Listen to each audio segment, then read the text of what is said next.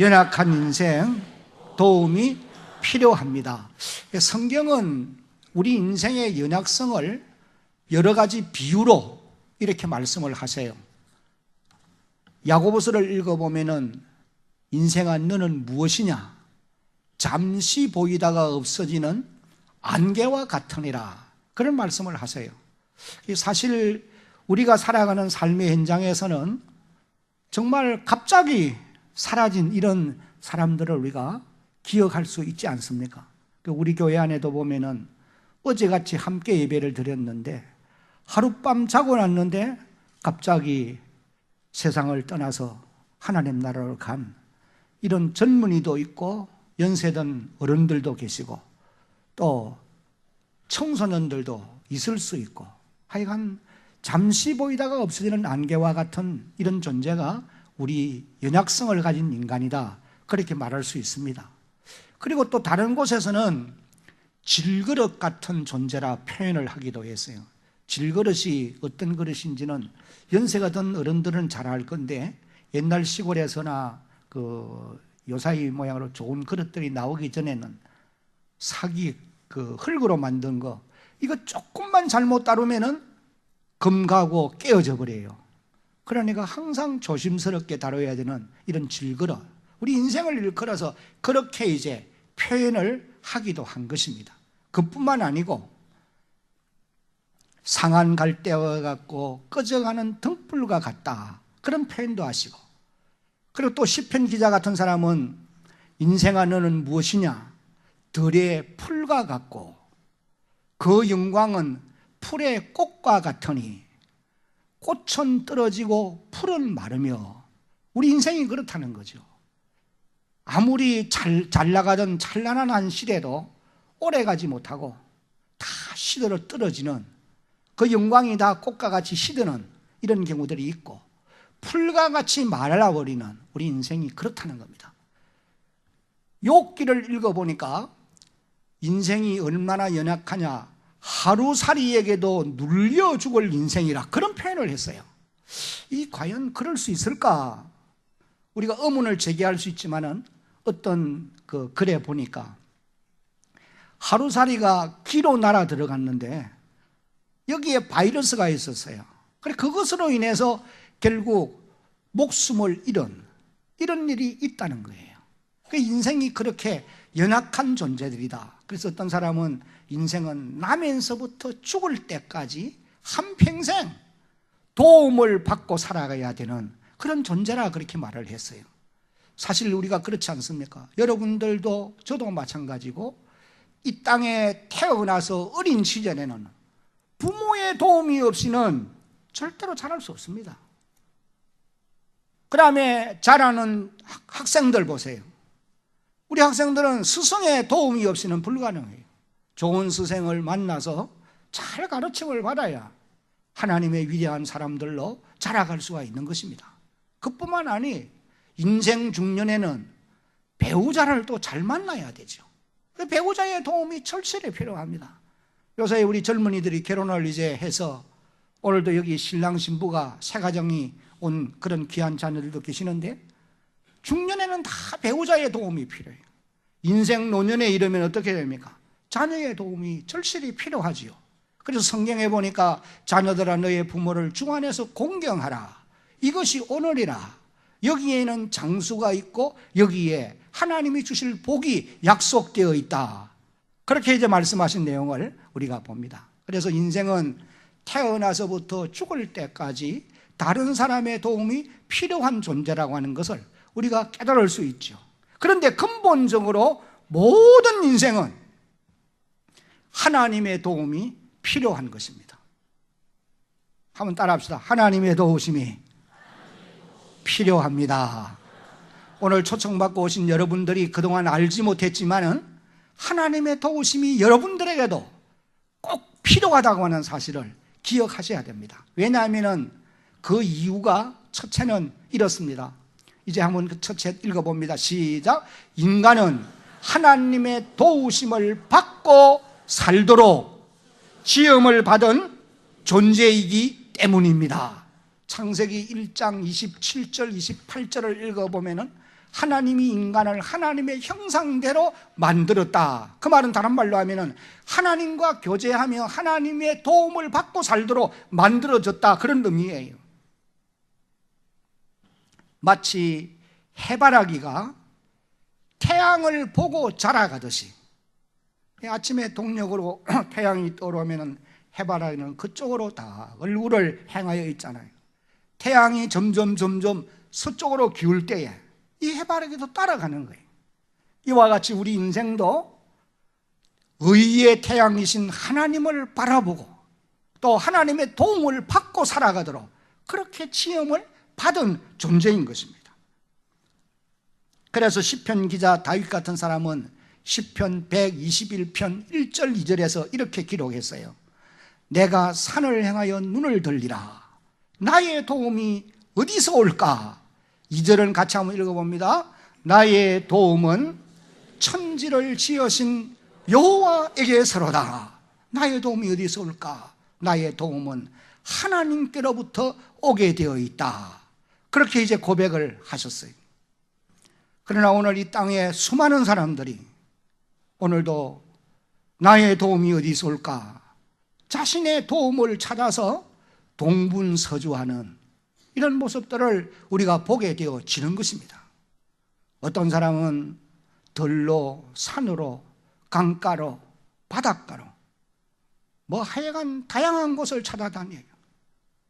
그리고 어떤 사람들은 유명세를 타는 점쟁이를 찾아가기도 하고 거기 가서 도움을 잊기를 원하지만은 결국 그곳에서 도움을 얻을 수 있는 것이 아닙니다.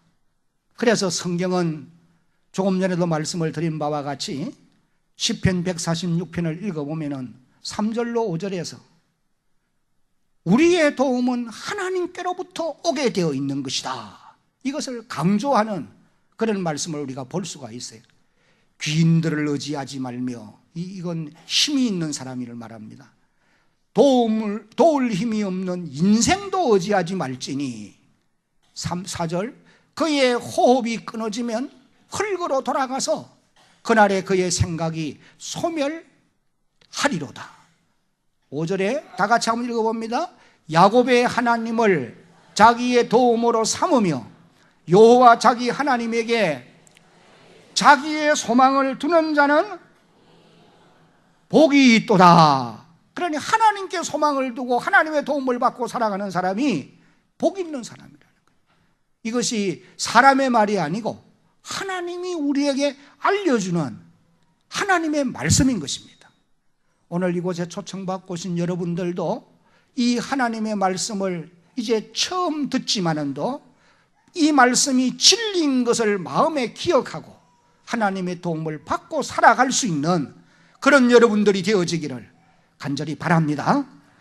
그 건국대학교의 석자 교수로 계시는 유태영 박사라는 분이 계세요. 이분은 농학 박사이신데 그분의 이제 간증을 들어보니까 그분이 너무도 가난한 가정에서 태어났다는 거예요. 그의 아버지는 남의 집에서 머슴을 사는 그런 일을 하셨고 그의 어머니는 남의 집에서 식모일을 하는 그런 일을 했다는 거예요. 이건 내 표현이 아니고 그 어른의 표현대로입니다. 그리고 자기는 야간 학교를 계속 다녔고 낮에는 구두를 닦고 그렇게 어렵게 이제 공부를 했는데 참 놀라운 역사로 인해서 국비 장학금을 받아가지고 이스라엘에 있는 예루살렘에 가면 히브리 대학이 있어요. 그 히브리 대학에 가서 농학을 공부하게 되어가지고 농학 박사가 되어서 우리 한국에서는 이 유태영 박사를 모르는 사람이 아마 거의 없을 정도로 그렇게 위대한 사람입니다.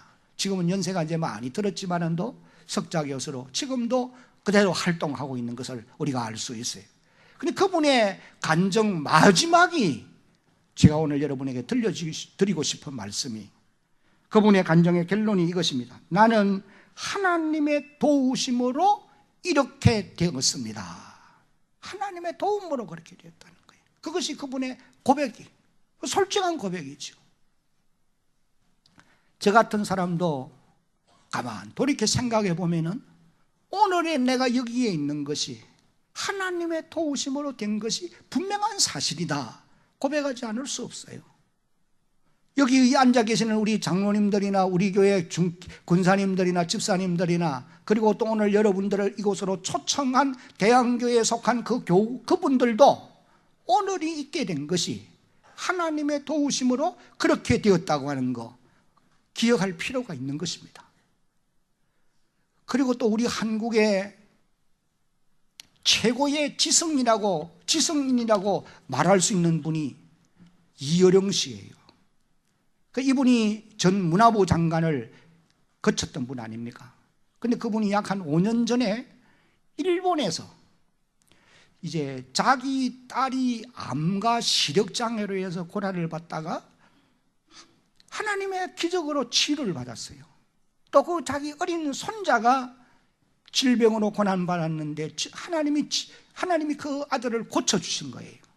이것이 이제 동기가 되어서 신앙을 가지게 되었다. 그렇게 이제 고백을 하시면서 이분이 그 동경에서 한 기업인들 일본인 700여 명을 모아놓고 유창한 일본어로 강의를 하다가 자기 간증을 한 내용 가운데 이런 내용이 있어요. 나는 의지와 이성과 지성이 모든 삶을 풍요롭게 할 줄 알았다는 거예요. 그분의 강의를 들어보면요 너무 유창하잖아요. 그냥 다 빨려 들어갑니다. 어디서 그런 지성이 나오는지 있는지 가졌는지 참 기가 막힐 정도로 위대한 사람인데, 그래 그분의 고백이 무엇이냐? 나는 이것이면 다 되는 줄 알았는데 이것 가지고는 안 되는 것이 너무도 많았다. 그래서 그분이 깨달은 것이 무엇이냐 하니까 하나님이 계시는 것을 알았다는 거예요. 그래서 하나님의 도움을 받고 살아가는 인생이 참으로 복이 있는 인생이다. 그렇게 이제 말씀한 것을 깨달을 수가 있습니다. 오늘 이곳에 초청받고 오신 여러분들이 아무리 위대하고 아무리 뛰어나고 아무리 사회적으로 출세를 했다 하더라도 이 여령 씨만큼 많이 알고 유능한 사람은 아마 아니리라, 그런 생각을 제가 가집니다. 죄송합니다만은. 그런데 그분들도 하나님의 도우심이 필요하다는 거예요. 그러므로 오늘 여러분들에게도 하나님의 도우심이 꼭 필요한 존재라는 사실을 깨달아 알 수 있는 그런 분들이 되기를 바라고, 그 다음에 이제 두 번째, 왜 인간은 하나님의 도우심이 필요하느냐 한번 크게 한번 같이 읽겠습니다. 시작. 하나님은 죽음의 문제까지도 해결해 주실 수 있기 때문입니다. 아마 여러분들이 그 우리나라의 최성규 아나운서를 아마 거의 다 아시리라 생각해요. 근데 요사이 아주 젊은 청년들은 잘 모를 수 있겠죠. 요사이는 그렇게 많이 활동을 안 하니까. 근데 이 최성규 아나운서가 어제 토요일 아닙니까? 어제 밤 7시 반에 그 남서울 교회에서 이제 그 수도권 찬양제를 했는데, 고심 찬양제를 했는데, 찬양제를 하기 전에 제가 이제 설교를 해야 되어서 그곳에서 이제 말씀을 잠시 전한 적이 있습니다. 근데 제가 이제 설교하기 바로 전에 한 20분간 간증했어요. 자기가 철저하게 불교 배경의 사람이었다는 거예요. 자기의 가문이 본가, 처가, 그 다음에 또 외가, 이런 이 가문들이 철저하게 불교 가문이에요. 그래서 절을 3개씩이나 지은 그런 가문이라는 것을 말씀하면서 자기가 예수를 믿게 된 동기를 쭉 이야기했어요. 그러면서 하는 말씀이 최고의 인생의 문제가 뭐냐?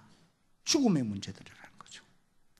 자기 딸이 3살 땐가 교통사고를 만나서 죽었대요.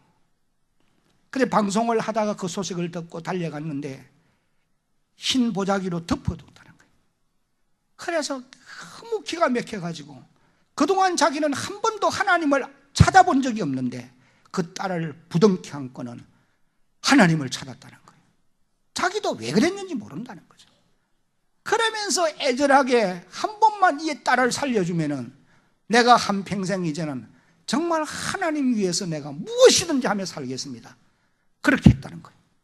그런데 놀라운 것은 그렇게 부둥켜 안고 몸부림치고 있는데 뭐 의사들은 와보지도 않죠. 이미 죽은 걸 알았기 때문에. 그런데 이상하게도 조금 지나니까 몸이 따뜻해지더니 재치기를 하면서 살아난다라는 거예요. 그래서 지금 나이가 28살이라 그런 간증을 했어요.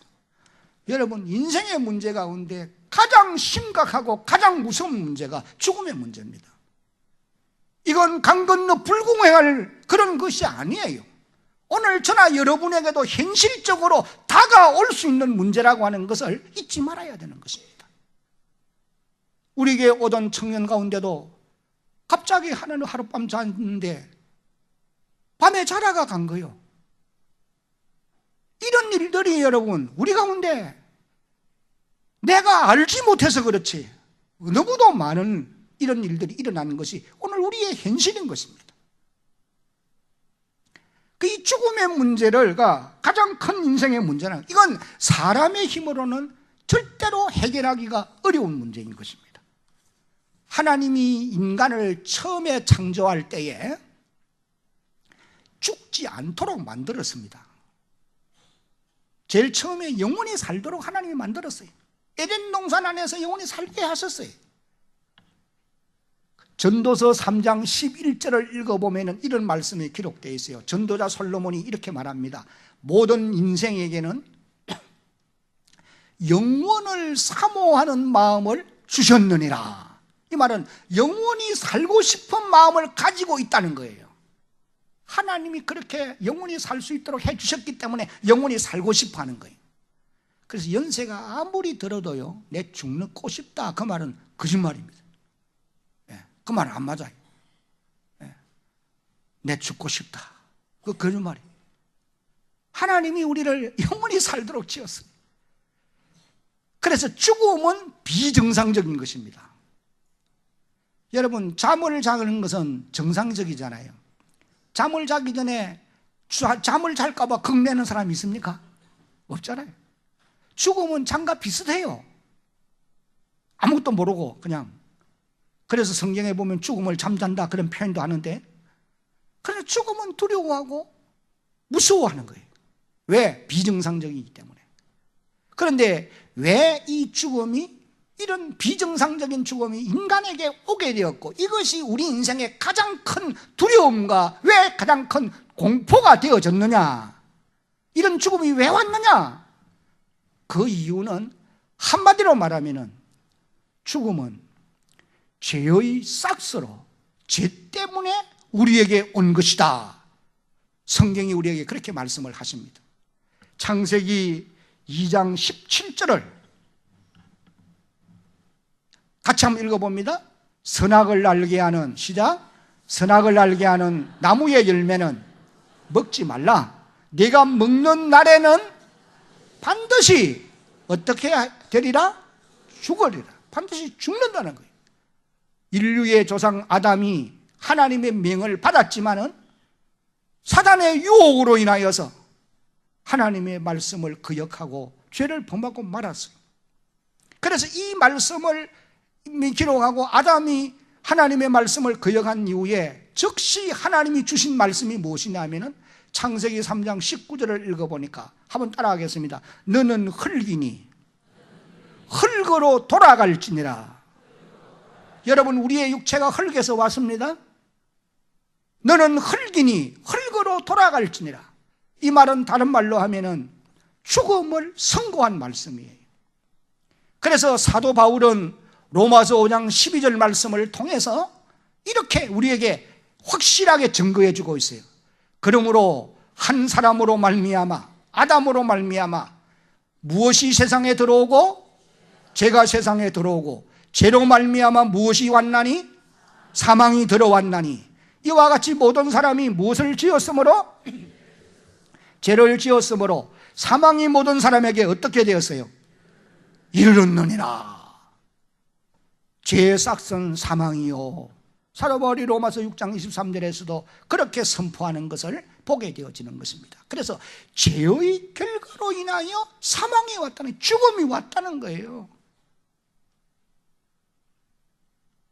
여기서 말하고 있는 이 죽음, 이 사망이라고 하는 말은 단순히 육체의 죽음을 말하는 것이 아닙니다. 육체의 죽음도 포함되는 또 몇 가지의 의미를 가진 죽음을 일컫는 표현의 말씀인 것입니다. 죄의 결과로 오게 된 이 죽음은 세 가지의 죽음을 말씀하는 것인데, 첫째는 하나님과의 관계가 단절되는 영적 죽음을 성경은 죽음이라고 표현하고 있는 것입니다. 조금 전에 말씀드린 대로 사람은 하나님의 형상대로 지음받았다고 그랬어요. 그런데 하나님과의 관계가 단절되어진 것은 하나님과의 관계가 끊어졌다는 것 아닙니까? 하나님과의 관계가 끊어지면 영적인 면에서는 단절된 죽은 것과 같은 것입니다. 그래서 사도 바울이 에베소 2장 1절 이후에서는 뭐라고 말씀하느냐 하면은 너희의 허물과 죄로 죽었던 너희를, 그래서 영적 죽음을 맞이한 사람들이다, 그렇게 이제 말씀을 하시고 계세요.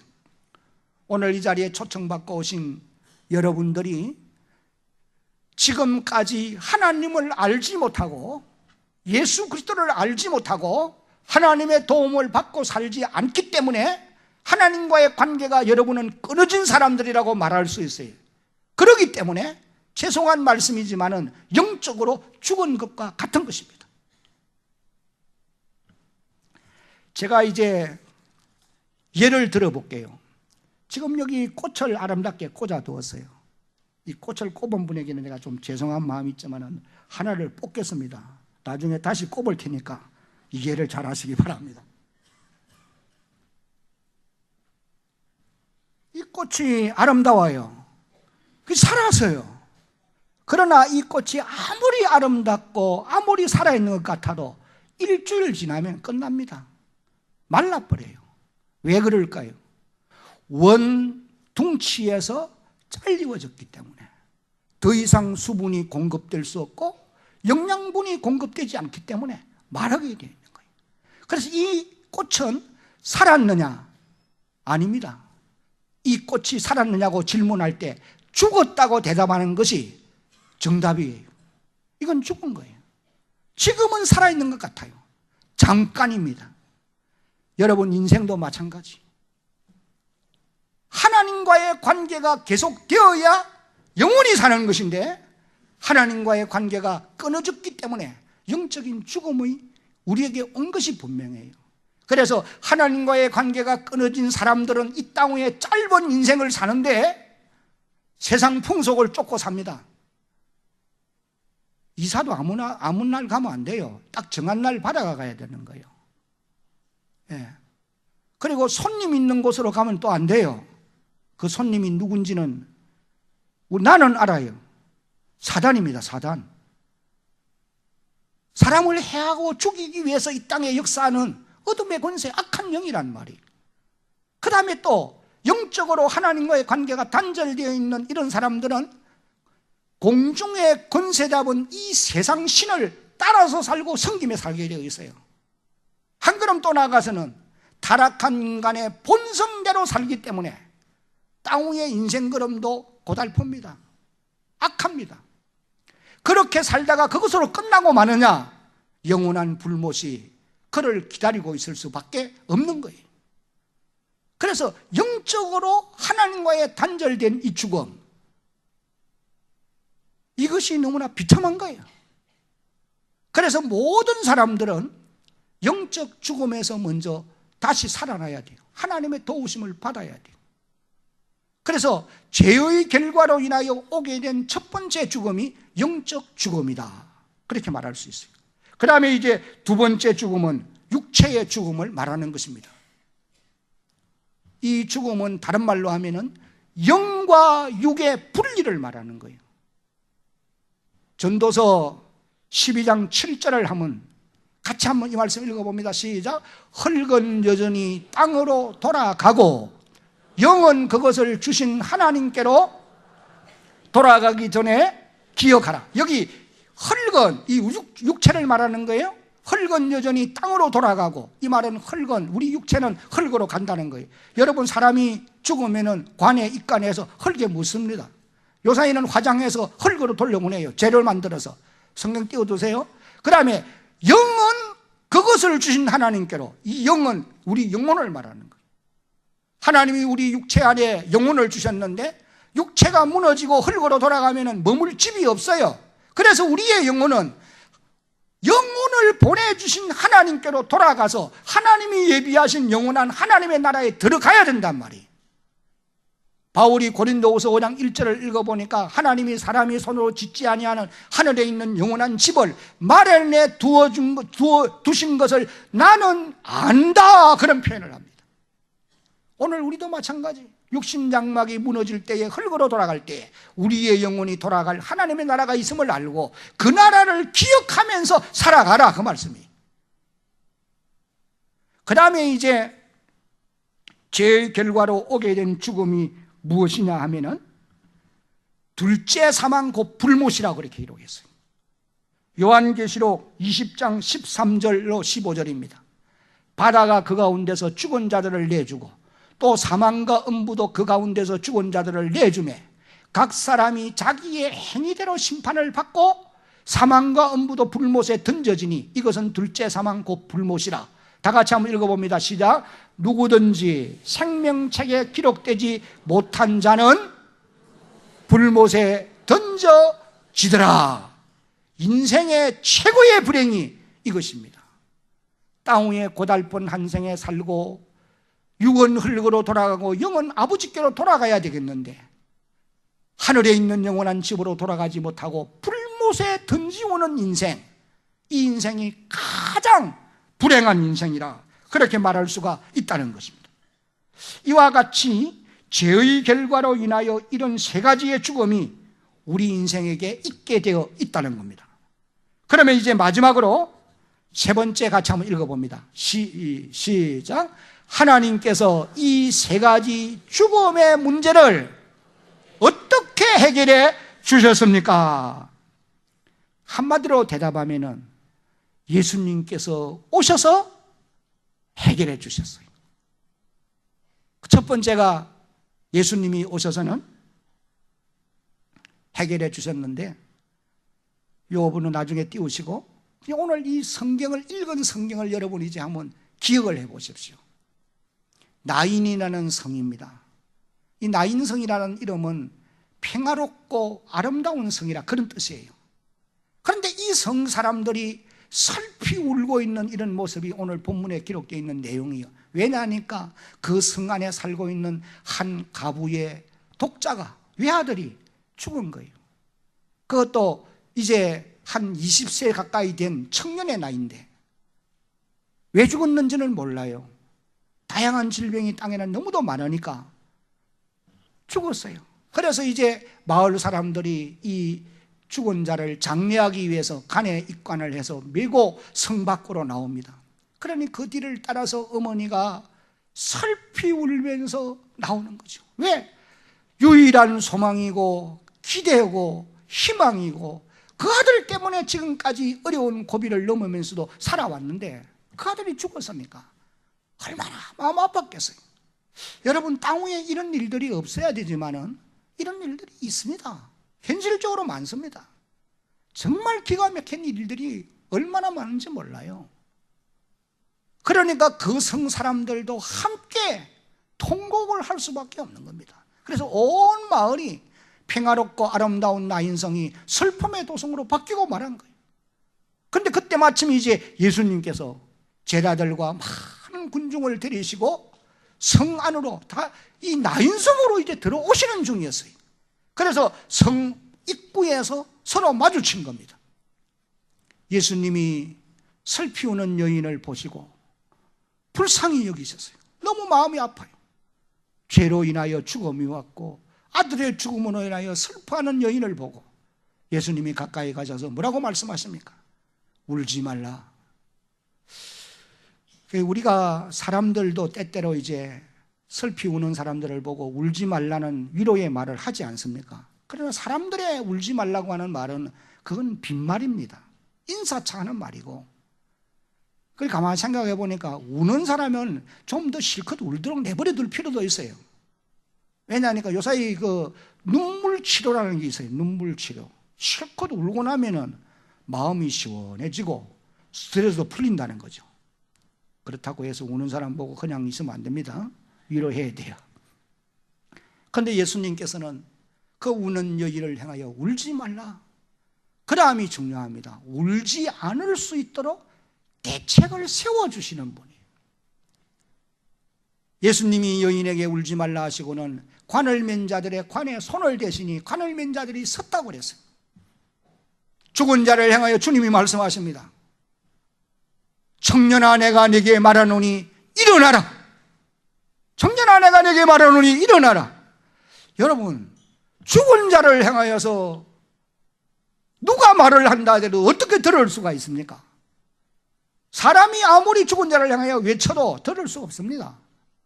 그런데 성경 요한복음 11장을 읽어보면 뭐라고 기록되어 있느냐 하니까 죽은 자들이 하나님의 아들의 음성을 들을 때가 오나니 곧 이때라 하면 따라합시다. 듣는 자는 살아나리라. 하나님의 음성을 들으면 살아난다는 거예요.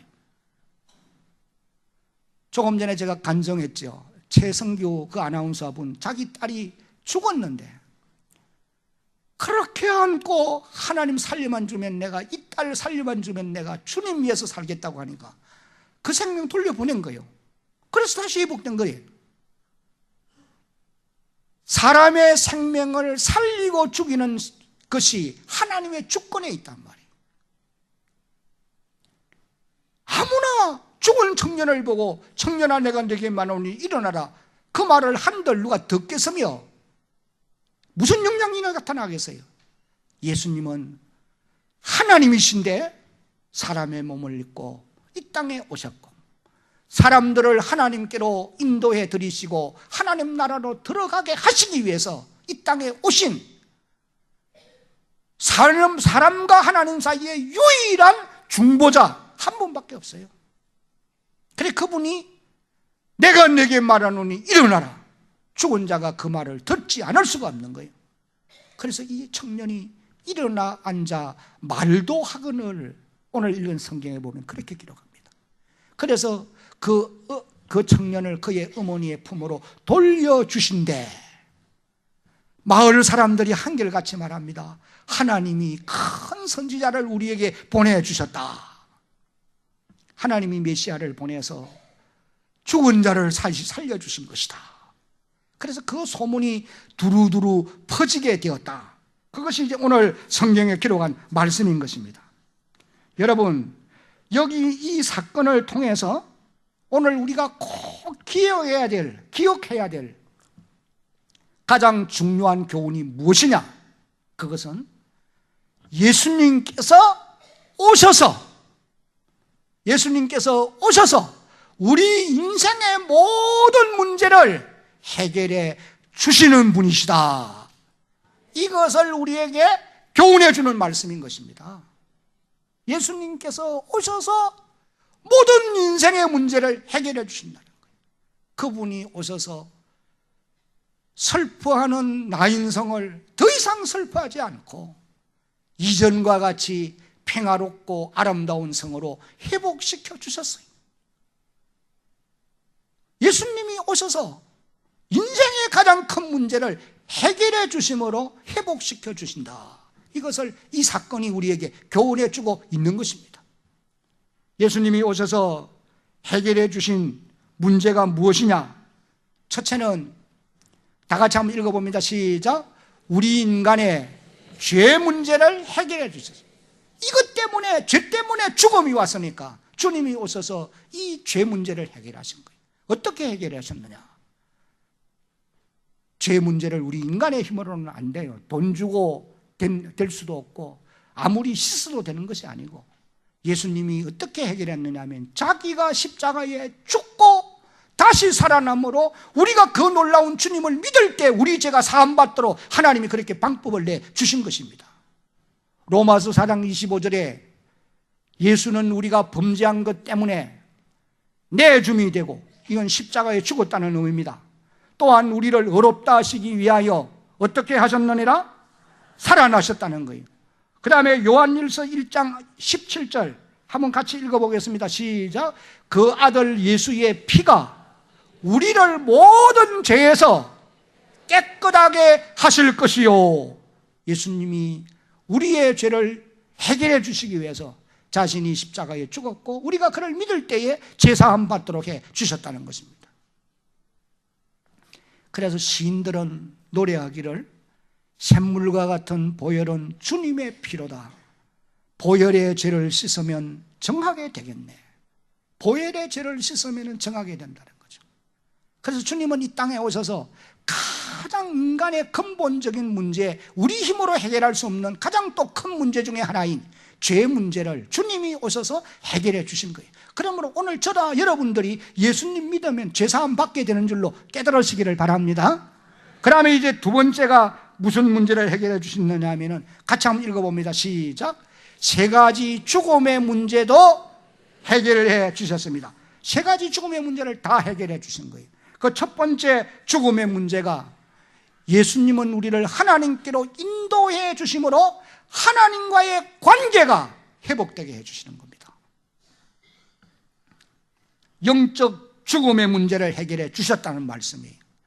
요한복음 14장 6절을 보면은 내가 길이요 진리요 생명이니 예수님이 말씀합니다. 나로 말미암아서 하나님께로 갈 수 있다 말씀하셨고, 다른 이로서는 구원을 얻을 수 없나니 천하 인간에게 구원을 얻을 만한 다른 이름을 주신 일이 없다는 거예요. 예수님의 이름으로 우리가 제사함도 받고 하나님께로 돌아가는, 영적으로 살아나는 이런 놀라운 은총을 누리게 되어 있는 것입니다. 그 다음에 이제 예수님이 오셔서 둘째는 같이 읽어봅니다. 시작. 우리가 예수님을 믿을 때 우리의 이름을 하늘나라 생명책에 기록해 주심으로 둘째 사망 불못에서 건져 주셨습니다. 요한계시록 20장 15절 조금 전에 읽은 말씀인데 이 말씀도 한 번 더 읽어봅니다. 시작. 누구든지 생명책에 기록되지 못한 자는 불못에 던져지더라. 이 말을 바꾸어 말하면 누구든지 생명책에 이름이 기록되면은 불못에 들어가지 않고 하늘에 있는 영원한 집에 인도함을 받는다, 그런 뜻이에요. 죄값으로 인하여서는 불못에 던지울 수밖에 없는 것이 우리의 인생의 운명인데 주님이 오셔서 제 문제 해결하시고 우리의 이름들이, 우리가 예수를 믿을 때 우리의 이름들을 하늘나라 생명책에 기록해 주신다는 거예요.